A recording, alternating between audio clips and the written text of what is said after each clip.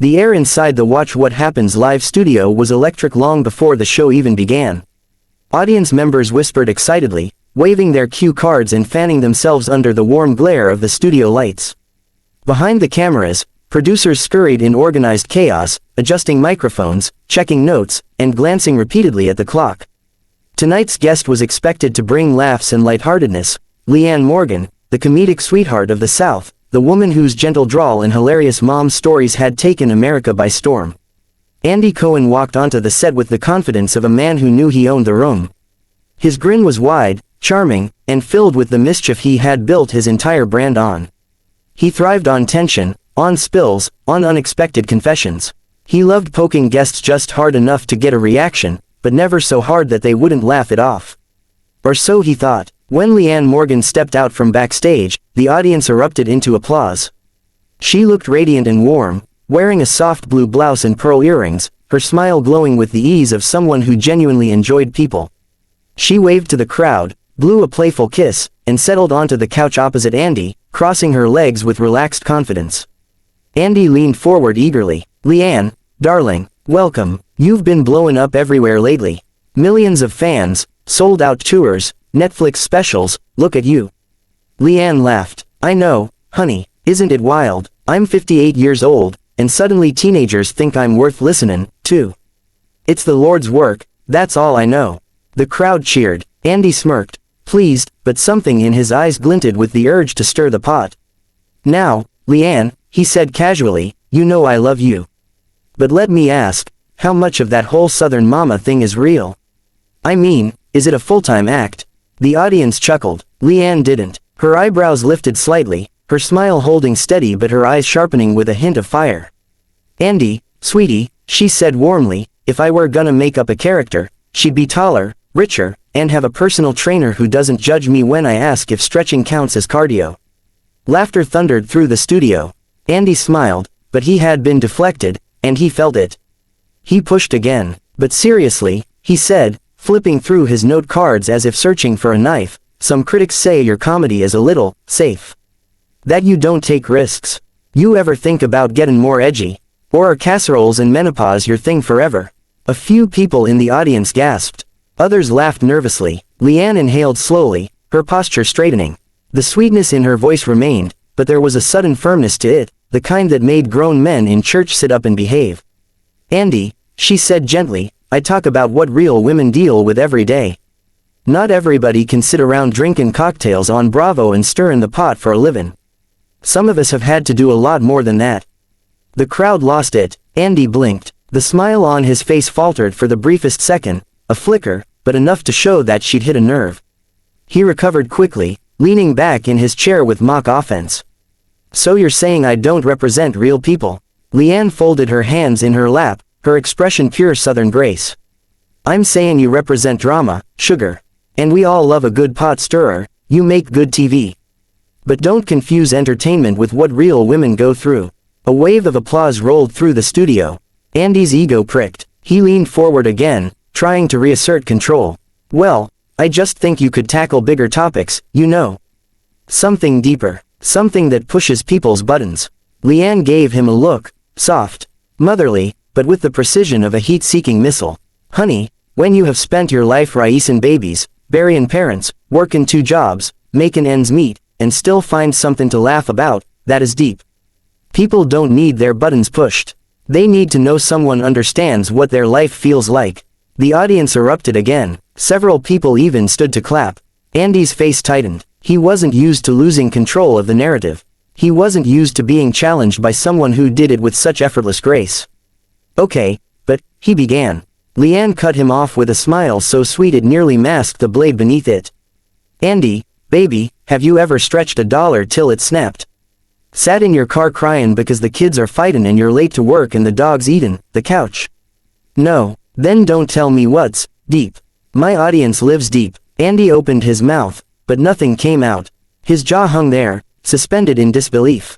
The entire studio was silent, waiting, leaning forward to see what he could possibly say to that. He shuffled his cue cards. He cleared his throat. He tried to smile, but his swagger had slipped. For the first time in his own studio, Andy Cohen looked caught off guard. Leanne, sensing it, sat back with the calm confidence of a woman who had survived more real chaos than any Bravo reunion could ever conjure. "I love you, Andy," she added softly, "but don't underestimate the women who make the world keep spinning. They deserve respect." The audience burst into applause so loud it shook the rafters. The cameras captured Andy's stunned expression, wide eyes, tight smile, completely disarmed. And in that moment, it became crystal clear. Leanne Morgan had walked into his world with kindness and charm, and effortlessly taken control of the room. Andy didn't just lose the argument. He lost the entire segment. The moment Leanne Morgan stepped off the set of Watch What Happens Live, the hallway felt 10 shades quieter than the studio she had just left behind. Yet the air still buzzed, charged from the confrontation she delivered with the same ease she brought to a casserole recipe back home in Tennessee. Her heels clicked against the polished floor as she walked, shoulders squared, expression steady, but her heart was still working double time. She had come here to promote her tour, to laugh and charm and maybe tell a story about her husband Marvin forgetting their anniversary again. She had not come here expecting Andy Cohen to try turning her into a headline. Behind her, the studio door cracked open. "Leanne, hold on." Andy's voice carried down the hall, mismatched in tone, half apologetic, half frustrated. "Come on, don't leave like that." Leanne didn't slow down. She reached the small lounge area reserved for guests, where a table of bottled water and a bowl of fruit sat untouched, like props. She set her purse on a chair and took a breath, steadying herself before she faced him. When she finally turned, Andy was already standing in the doorway, hands on his hips, his expression somewhere between defensive and bewildered. "Okay," he said, exhaling. "Can we talk about what just happened?" "Well, Andy," Leanne replied, her sweet southern drawl still soft but now honed with steel, "you brought it up. You poked that bear, and then you acted shocked when it roared. That's what happened." Andy blinked. "I wasn't trying to ambush you. Sweetheart," she said, lifting a brow, "you asked me if I was finally ready to admit that my comedy wasn't for modern audiences. You called my material dated. That wasn't commentary. That was a dig." He raised his hands. "It was conversation." "No, it was messy," Leanne corrected.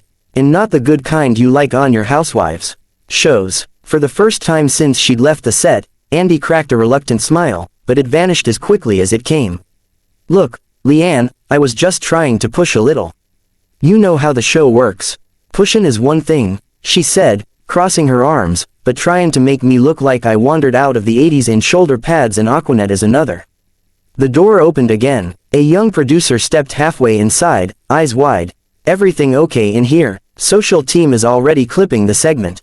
Andy winced. "Great." Leanne shook her head. "Well, I hope they clip the part where I told you exactly what I thought. My fans appreciate honesty." Andy dismissed the producer with a nod, and the door shut softly, leaving the tension to settle again. He moved farther into the room, pacing a slow circle before he spoke. "Look, it wasn't my intention to make you feel small." Leanne gave him a level look. "I don't feel small. I've raised 3 kids, buried my mama, survived 3 decades of marriage, and lived through more menopausal nights than you've had hot dinners. You can't make me small even if you tried." Andy stopped pacing and looked at her, really looked at her. The fire in her eyes wasn't combative. It was old strength. It was earned. "Okay," he said softly. "Fair." Leanne softened, just a touch. "Andy, I know your game. I know this is your style. But baby, I'm a different breed. I'm not a pop star comin' in here to flirt and giggle. I'm not an influencer trying to go viral. I tell stories because they're true. Because they're rooted in real people, real struggles, real joy. You don't have to like my style, but you don't have the right to belittle it." Andy leaned against the table behind him, running a hand through his hair. "When I called your comedy old-fashioned, I wasn't trying to insult you. I know what you meant," she interrupted gently. "But old-fashioned ain't a dirty word. You say it like it means irrelevant. Where I come from, old-fashioned means honest. It means decent. It means somebody raised you right." He inhaled slowly. "I wasn't trying to make it personal. But it was," Leanne replied. "It was, because my art is personal. My audience is personal. I talk about my family, Andy. I talk about marriage and kids and the things that hold people together when the world's flying apart. So when you call it outdated, you're not just talking about jokes, you're talking about life." Andy sat down, elbows on his knees. "You're right." Leanne blinked, surprised. You saying that on purpose or did it just slip out? He let out a small laugh. Both. She lowered herself into the chair across from him. Andy, I'm not mad. I just needed to make sure you understood. I've worked too hard to have someone clip me down to fit a narrative. I get that, he said quietly. And honestly, after you pushed back, you made great TV. Leanne sighed. I wasn't trying to make great TV. I was trying to make a point. Well, Andy said, you did both. There was a stillness then, a mutual recognition. The kind that only happens after two strong personalities collide and realize nobody actually hates anybody.